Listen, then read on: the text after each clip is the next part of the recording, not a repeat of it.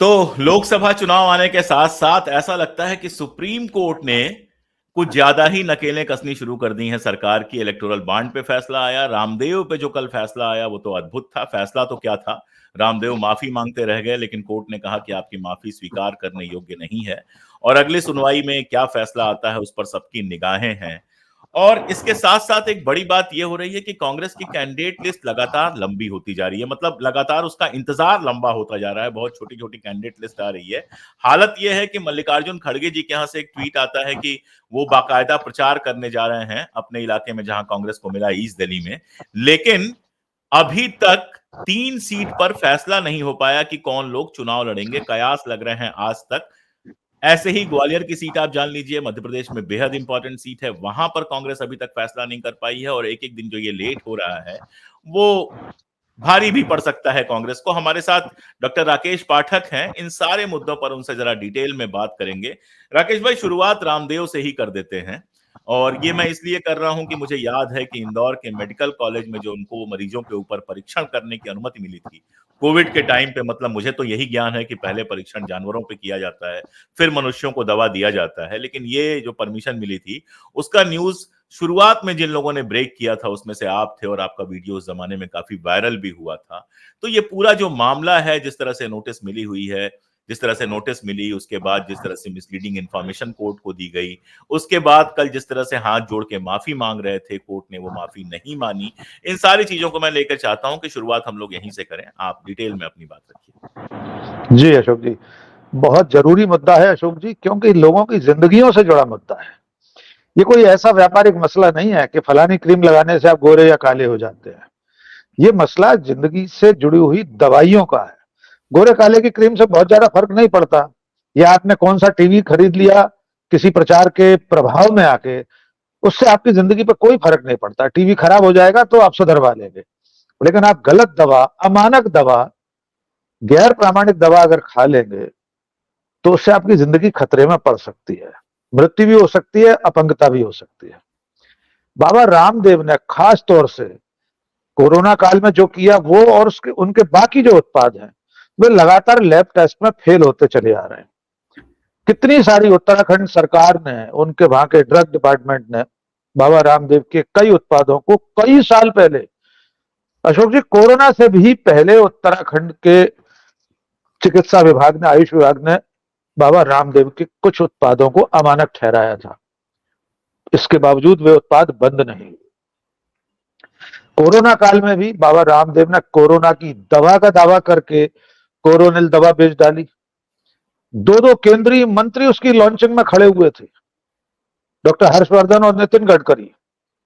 इस पर जो इंडियन मेडिकल एसोसिएशन, जिनमें से खुद एक मेडिकल डॉक्टर हैं, डॉक्टर एक हर्षवर्धन, डॉक्टर है, जाने माने डॉक्टर है, डेंटिस्ट हैं, वे जानते हैं, जो मेडिकल की एथिक्स हैं, उनने हिपोक्रेटिक ओथ ली हुई है, डॉक्टर बनने पर जो शपथ ली जाती है, इसके बावजूद वे ऐसी अमानक अप्रामाणिक दवा की लॉन्चिंग में सहभागी बने। तो मैं तो पहले ये कहना चाहूंगा, रामदेव पर बाद में आऊंगा, कि जिन लोगों ने संविधान की शपथ ली है वे बराबर के उत्तरदायी हैं, बराबर के आरोपी हैं इस मामले में।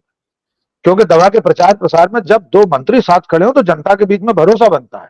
जनता ये सोचकर लेती है उसमें से भी एक डॉक्टर है, जैसा कि आपने कहा। तो बाबा रामदेव ने जिन दवाओं को सरकारी एजेंसियों ने, ड्रग टेस्ट में ड्रग कंट्रोलर ने ये माना था कि ये सही नहीं है, उनका विज्ञापन भी वे करते रहे, और विज्ञापन में जो दावे किए जा रहे थे दवाओं को लेकर वे गलत थे। इस पर सुप्रीम कोर्ट ने यह निर्देश दिया था कि आप ये विज्ञापन फौरन से पेशतर बंद करा दें अखबारों और टेलीविजन चैनल्स पर। इसके बावजूद वो विज्ञापन छपते रहे। ये सुप्रीम कोर्ट के आदेश की अवमानना थी। बाबा रामदेव की ओर से उनके वकीलों ने कल ये फरियाद की कि हमारा विज्ञापन का काम देखने वाली जो एजेंसी थी उसे हम नहीं बता पाए थे, उसे मालूम नहीं था रोक लगी है। कमाल की बात है, कमाल का बचपना है अशोक जी। जो बड़ी बड़ी विज्ञापन एजेंसियां हैं वे अपने क्लाइंट के विज्ञापन अखबारों और एजेंसियों में देने से पहले सुप्रीम कोर्ट का इतना बड़ा आदेश नहीं जानती होंगी कि उस पर प्रतिबंध लग गया है, विज्ञापन नहीं देना है। इसी वजह से सुप्रीम कोर्ट ने उनकी माफी को स्वीकार नहीं किया, कह दिया कि ये तो लिप रीडिंग है, जुबानी जमा खर्च है, इसे हम स्वीकार नहीं करेंगे।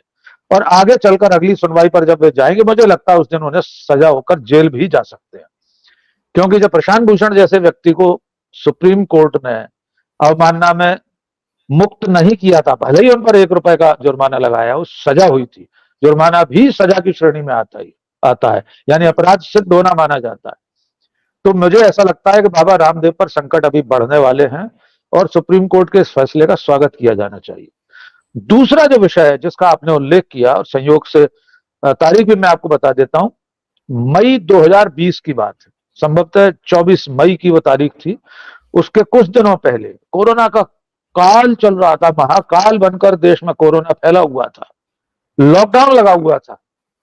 बाबा रामदेव की एक फर्म है जिसका नाम है पतंजलि रिसर्च फाउंडेशन, वो इंदौर में मेडिकल कॉलेज है, MGM medical college, Mahatma Gandhi medical college.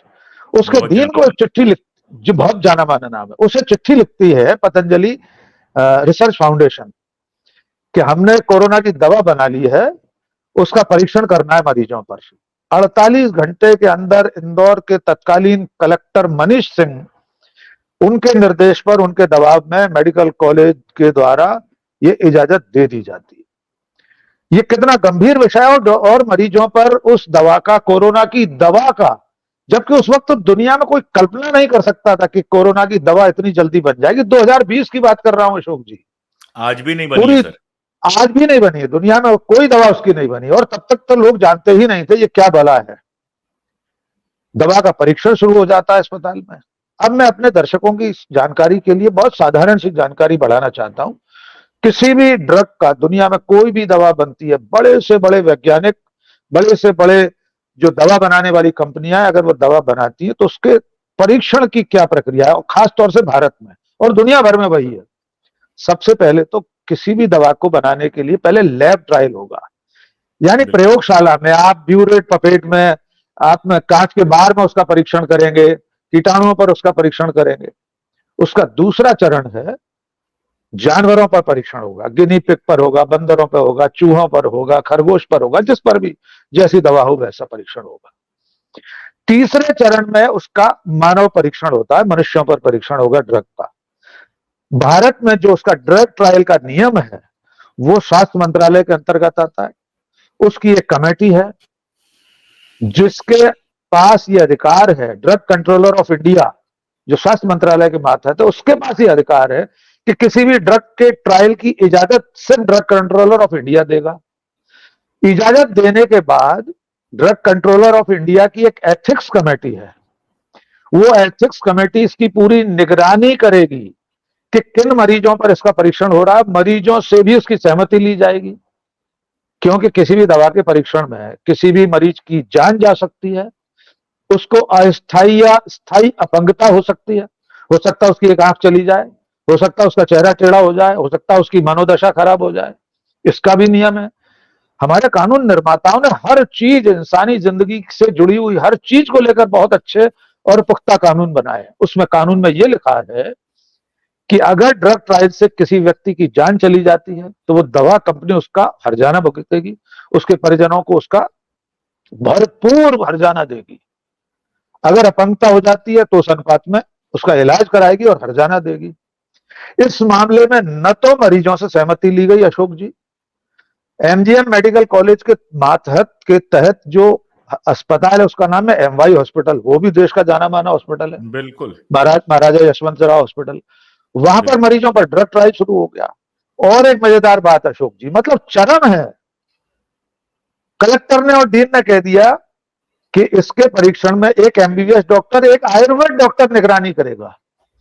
एक एलोपैथी के मेडिकल कॉलेज में आयुर्वेद का डॉक्टर कैसे ड्रग ट्रायल की निगरानी करेगा, उसको क्या पात्रता है? इस पर जब बहुत हल्ला मचा, मैंने इसको, और मेरे एक मित्र हैं डॉक्टर अमीनुल खान सूरी, कांग्रेस के प्रवक्ता हैं, इंदौर के रहने वाले हैं, खुद डॉक्टर हैं, डेंटिस्ट हैं, सबसे पहले हम दोनों ने इसका खुलासा किया। मैंने उसको लाइव भी किया था, काफी पूरे देश में चर्चा हुई थी।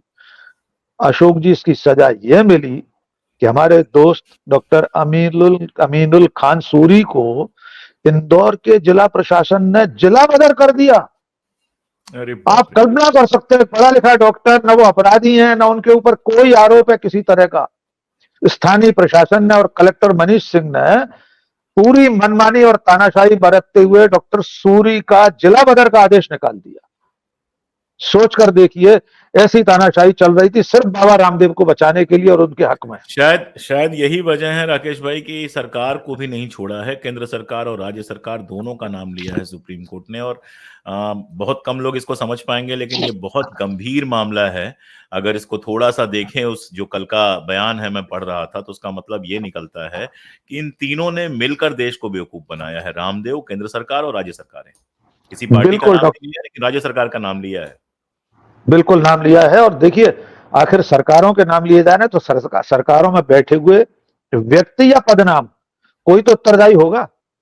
बिल्कुल। जस्टिस कोहली और दूसरे जज साहब ने साफ साफ कहा है कि इसमें केंद्र सरकार और राज्य सरकार की लिप्तता है, आप मिले हुए हैं इसमें। तो कानून तो यह कहता है कि किसी अपराध में अगर कोई व्यक्ति या संस्था संलिप्त पाई जाए तो उसे भी सह अभियुक्त बनाया जाना चाहिए, बिल्कुल। सह आरोपी सह अभियुक्त बनना ही चाहिए। उन्होंने कहा है कि सब कुछ जानते हुए केंद्र सरकार आंखें नीचे क्यों रही, साफ कहा है जस्टिस कोहली ने कि हमें हैरानी है, इतना सब होते हुए केंद्र सरकार और राज्य सरकार आंखें मीच कर क्यों बैठे थे। यानी आप अपराध में संलिप्त थे। अपराध को छुपाना भी अपराध है, हमारी आईपीसी तो साफ कहती है अगर आपको कोई अपराध होते हुए मालूम है आपको अपराध हुआ ही और उसे आपने बिल्कुल। छुपाया है, उसके तो ये भी साक्ष्य अपराध मिटाने की कोशिश की, तो भी अपराधी हैं आप। तो मेरा ऐसा मानना है कि इसमें आगे चलकर सुप्रीम कोर्ट को केंद्र सरकार और राज्य सरकार के जो भी जिम्मेदार व्यक्ति हो, चाहे वो स्वास्थ्य मंत्री हो, केंद्र का स्वास्थ्य सचिव हो, राज्य का स्वास्थ्य सचिव हो, जो भी ड्रग कंट्रोलर ऑफ इंडिया हो, मैं कहता हूं उसको भी आरोपी बनना चाहिए। है। बिल्कुल, ड्रग बिल्कुल। कंट्रोलर ऑफ इंडिया क्योंकि किसी भी ये लोग अमानक दवा को, सीधे-सीधे लोग, ये सीधे-सीधे लोगों की जान का सवाल है। ये कोई बिल्कुल, मज़ाक नहीं है। बहुत सारे लोग कह रहे हैं, वो क्रीम की बात कर रहे हैं, इसकी बात कर रहे हैं, आपने डिटेल में बताया। ये एक तो उस ये कोई क्रीम में तुलना ही नहीं हो क्या-क्या है सकती। वो, नहीं भाई साहब, एक तो उस क्रीम में क्या-क्या है, उसका जो कंपोनेंट होता है, वो बहुत साफ-साफ लिखा होता है। तो बिल्कुल, आप अगर जानना चाहें कि वो चीज़ आपके ऊपर सूट करेगी, नहीं करेगी, सारा कुछ वो सब तो है ही।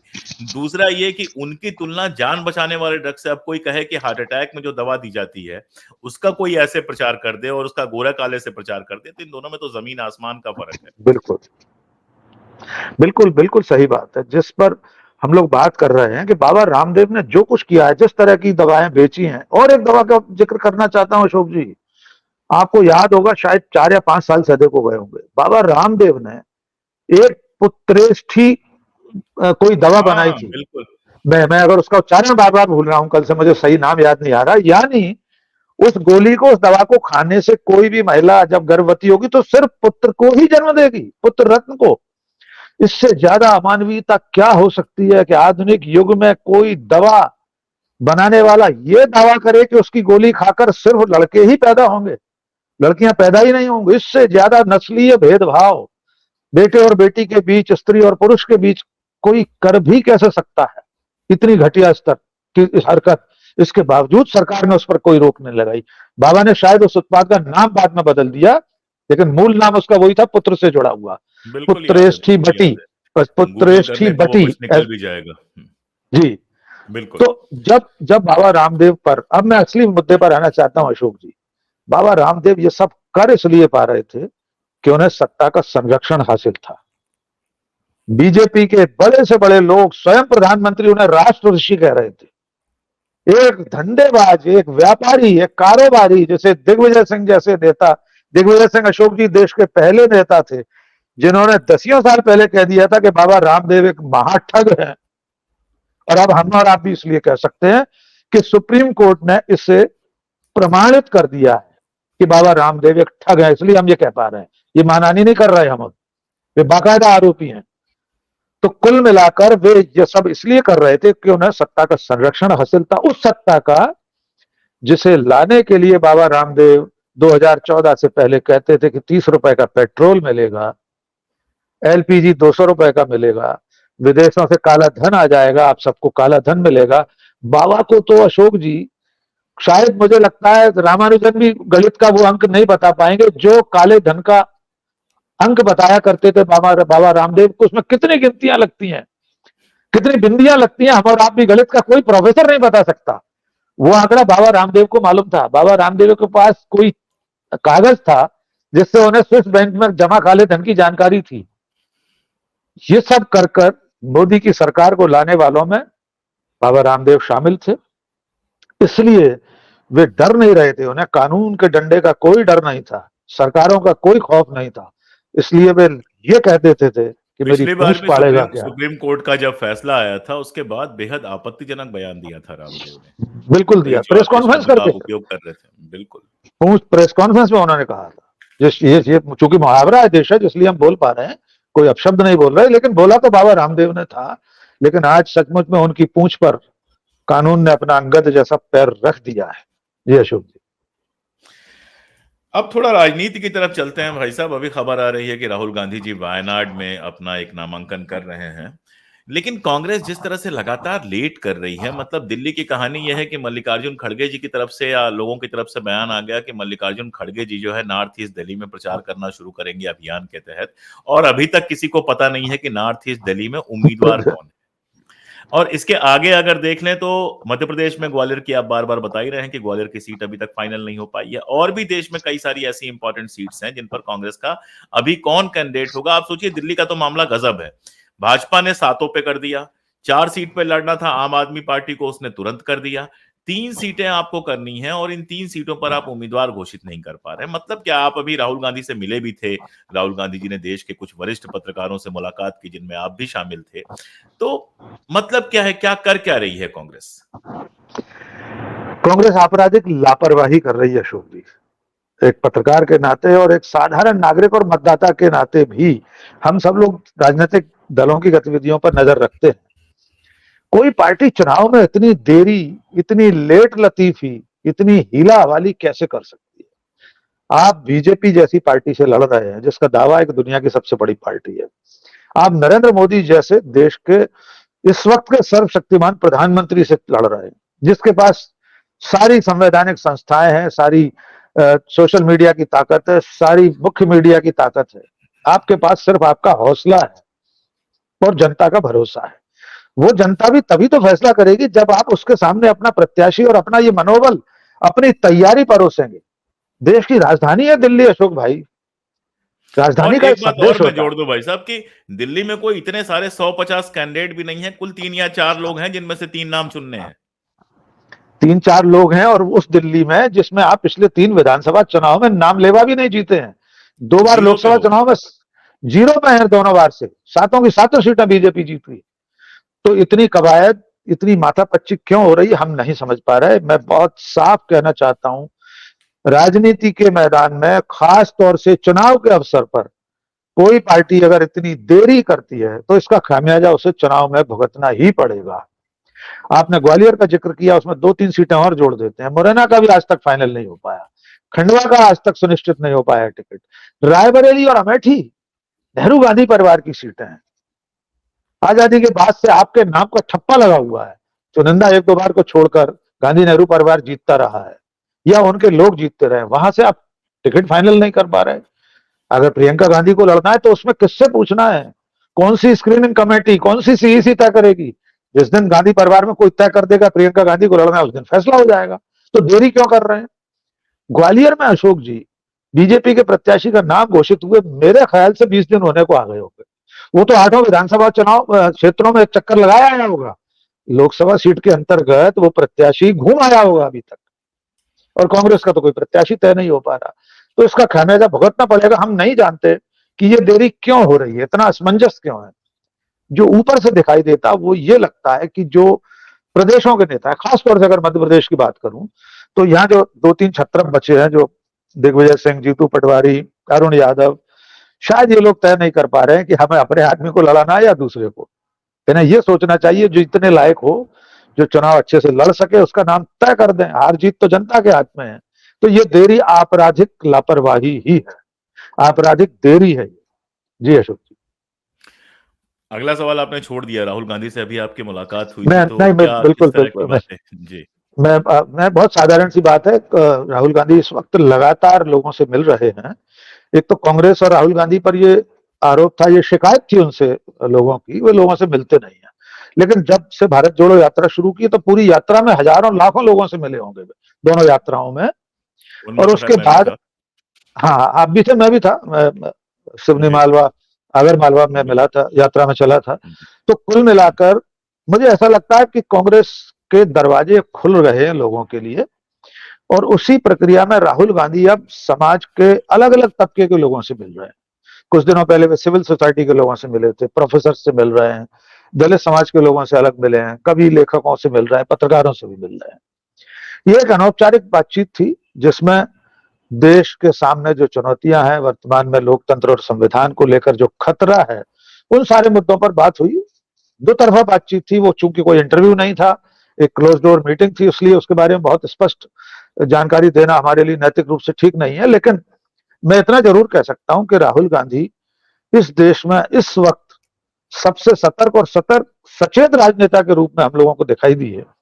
और ये बात उनकी पिछली 1.5-2 साल की, 3 साल की, 5 साल की बातों से भी सिद्ध है। वे दुनिया के सामने और देश के सामने आ रही समस्याओं पर बहुत समय पहले चेता देते हैं। आप पिछले 5 साल का ही आंकड़ा निकाल कर देख लीजिए, एक भी मुद्दा ऐसा नहीं है कि राहुल गांधी ने जो कहा हो, लिखा हो, ट्वीट किया हो या भाषण में बोला हो, वो वैसा का वैसा सिद्ध ना हुआ हो। चाहे वो कोरोना की आहट को सुनने का विषय हो, वे 31 दिसंबर 2019 को ट्वीट कर चुके थे कि एक बहुत बड़ी आपदा आ रही है, और तब डॉक्टर हर्षवर्धन खिल्ली उड़ा रहे थे राहुल गांधी की। पूरी केंद्र सरकार कह रही थी इस नाम की कोई बीमारी नहीं आने वाली है।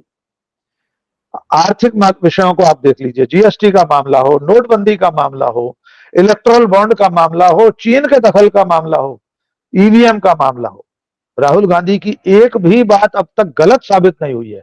मैं तो कई बार सोशल मीडिया पर हास प्रयास में लिखता हूं कि राहुल गांधी इसी तरह भविष्यवाणियां करते रहे और उनकी भविष्यवाणियां सही साबित होती रही तो ज्योतिषियों और भविष्यवक्ताओं की दुकान का शटर गिर जाएगा। राहुल गांधी एक अच्छे भविष्यवक्ता साबित होते जा रहे हैं। लेकिन हाँ, लेकिन मुझे ऐसा, कांग्रेस पार्टी के बारे में कुछ भविष्यवाणी करते बेहतर तो बेहतर होता ना। देखिए, कांग्रेस पार्टी की जो भी दशा दिशा है उससे भी वे अवगत हैं।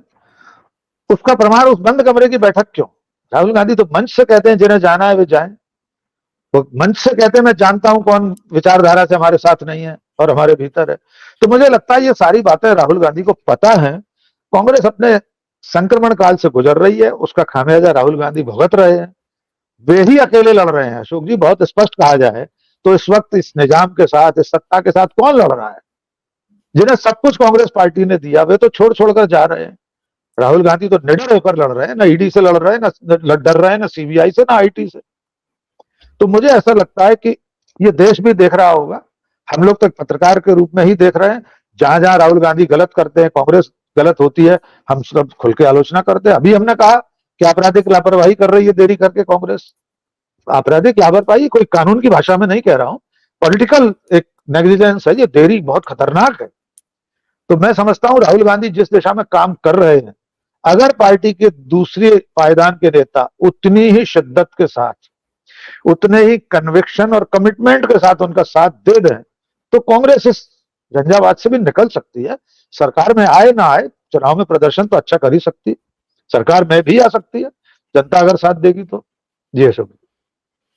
तो देखेंगे भाई साहब, सरकार में आती है, इनकी भविष्यवाणियां राहुल गांधी की, ये सही बात है कि चाहे कोविड की बात हो, जीएसटी की बात हो, और भी बहुत सारी इंपॉर्टेंट बातें हैं जहां राहुल गांधी ने संकट आने से पहले सरकार को चेताने की कोशिश की थी, लेकिन सरकार ने उनका मजाक उड़ाया था। बाद में जब वो चीजें सामने आई तब लोगों को पता चला कि राहुल गांधी जो कह रहे थे वो हवा में नहीं कह रहे थे, उसकी वजह थी। लेकिन दिक्कत वही है जो राकेश भाई ने कहा कि कांग्रेस उस संक्रमण काल से गुजर रही है। एक तो किसी को ये पता नहीं है कब कौन छोड़ के चला जाएगा, दूसरे डिसीजन मेकिंग का जो पूरा प्रोसेस है, निर्णय लेने का जो पूरा प्रोसेस होना चाहिए, हालांकि अब तो फुल टाइम अध्यक्ष हैं और सारा कुछ है, सारा सिस्टम बना हुआ है, सीईसी वगैरह जो होती है वो है, लेकिन ऐसा लगता है कि कई बार जानबूझकर और कई बार अनजाने में काफी देर हो जाती है डिसीजन लेने में, जिसका नुकसान होता है। अभी हम जैसे दिल्ली की बात कर रहे थे या मध्य प्रदेश की कुछ सीटों की बात कर रहे थे, और भी देश में बहुत सारी सीटें हैं जिनके उम्मीदवार बहुत पहले घोषित कर दिए जाने चाहिए थे, ताकि वो अपने अपने प्रचार में लगते, लेकिन रोज नए नए नाम उछलते हैं, घोषणा नहीं होती है। हाँ, बड़ी बात आज जो हुई वो ये कि रामदेव को लेकर पिछले 10-15 साल से जिस तरह की बातें लगातार एक्टिविस्ट कर रहे थे, लोग कर रहे थे, उन बातों की तस्दीक कोर्ट ने की है। अब कोर्ट का क्या फैसला आता है और कांग्रेस आला कमान का खासतौर पर अमेठी, रायबरेली और बाकी सारी सीटों पर क्या फैसला आता है, उससे आगे का बहुत कुछ तय होगा। और जब वो फैसले आएंगे और बातें होंगी तो हम राकेश भाई को फिर बुलाएंगे और फिर ढेर सारी बातें करेंगे। आज के लिए इतना ही, बहुत शुक्रिया। शुक्रिया।